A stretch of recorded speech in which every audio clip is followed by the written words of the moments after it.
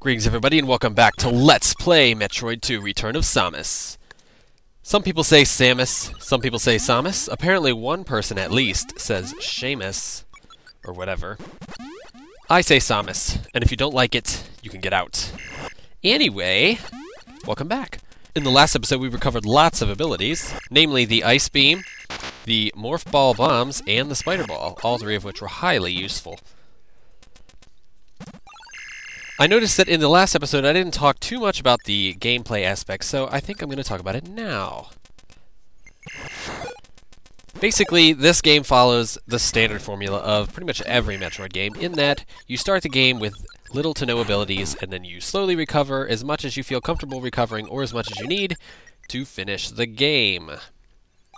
Now, this game is a little more generous in the beginning, in that you start off with quite a few things already. This game starts you off with the Morph Ball, the standard laser gun, and missiles. But you have to recover everything else for yourself.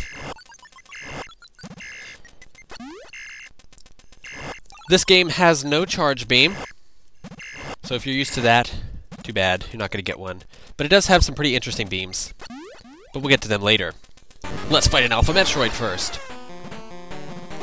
Yes, this music is not very fitting for this sort of fight, but I promise you, later fights with Metroids will get much more interesting as they become more dangerous.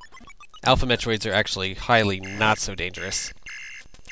So while we're at it, let's talk about the introduction of Metroid types. This is the first and one of the only games that actually has several different types of Metroid in it.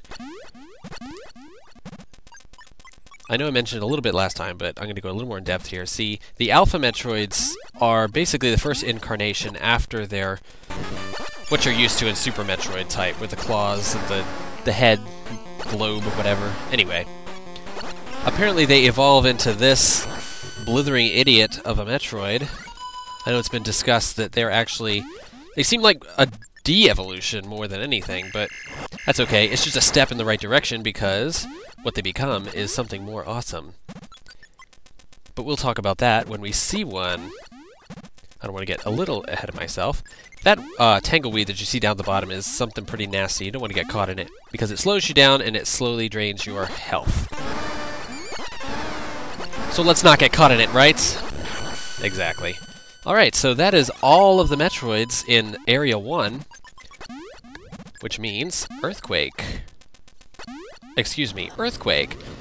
So I get to backtrack my way out of Area 1 and head towards Area 2. So, since nobody likes to see backtrack, let's check out the map. This here be Area 2. You can see me, I'm going to be going left through this shaft, and up, and all the way out of here, back to a lake of acid that we passed earlier. I don't know if you noticed it, but that's where we're going. And there'll be the lake, so once we get there, we're going to go down into Area 2, which is pretty fun. It's much larger than Area 1 and the surface area, but anyway, that's that. I know it was mentioned that it would be really neat if I could find a way to fit the map into the game. Now, I don't know if I'll be able to get it up to on the screen constantly like you see in Super Metroid or anything like that, but occasionally I will take little breaks or use backtracking and stuff like that to check out the map. So this is Area 2. As you can see, lots of goodies to collect. I see a wave beam, a various suit, lots of missile upgrades. We got good stuff ahead of us, don't we? So, as you can see, it is fairly large. And there's a little bit more down to the bottom left, but I didn't feel like fitting it in. We will see what that is on the way. It's still filled with Alpha Metroids, so let's get to it. This is that lake of acid I was speaking about earlier. Although it is no longer acid, we can go down.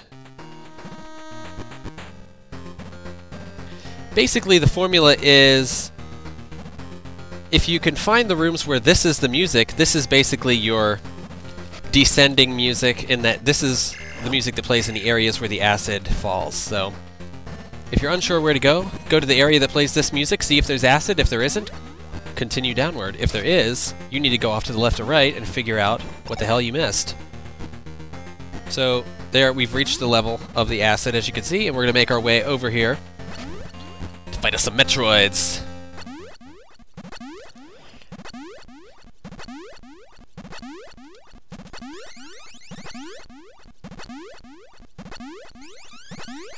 I was being silent on purpose there. I wanted you to hear that little beeping sound.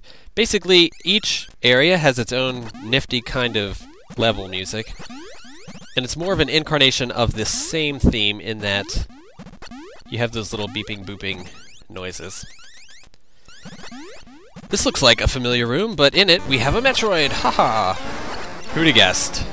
I think I might have. We're on a roll. These Metroids aren't going to know what hit them. One person pointed out something interesting in that if you look at the map and measure it to scale, you'll find that the entirety of this area should or should not even be 2.5 square kilometers. I find it incredibly interesting that the entirety of the Metroid species exists in such a small portion of their planet, but who am I to question the almighty logic of the game designers? I know I'm nothing. This guy is a bastard if I ever saw one. Don't try to fight him. In your current state, he'll probably kill you, because he does lots of damage, and the best way to hit him is to get behind him. But we're not even going to deal with that until we have a much better gun.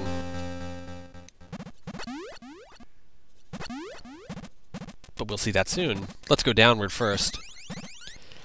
In this game, water doesn't affect you at all, so there's no need to find a gravity suit or anything of that nature, which is kind of nifty. It just gave you one less thing to collect. I think they might have made it work, but yada yada, the limitations of the Game Boy console, etc., and whatnot. I don't know why the hell I just did the spider ball there. Probably for fun, because I like to do the spider ball. Don't you like to do the spider ball?